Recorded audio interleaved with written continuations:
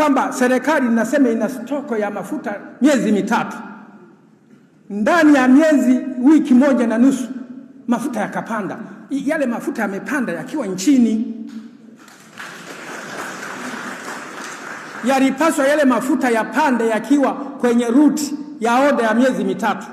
Yanatoka kule yakija hapa nabadilisha. Hata andazi huaga zinabadilishwa bei.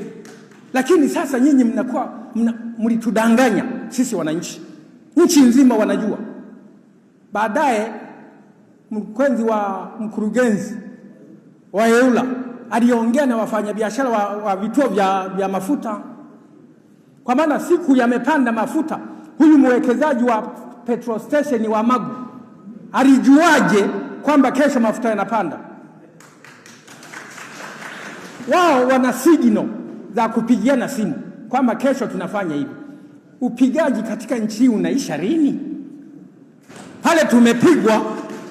Na mkutano huu lazima tuwaambie na waandishi wa habari hili wazo, pelekeni wananchi waelewe. Na nyinyi mna tabia moja nataka niwaambie. Mkiona mtu anasema ukweli, mnaenda kubalance story. Ili kule kwenye kubalance story mnakatiwa chenu, hii habari mnaiacha. Sio waandishi.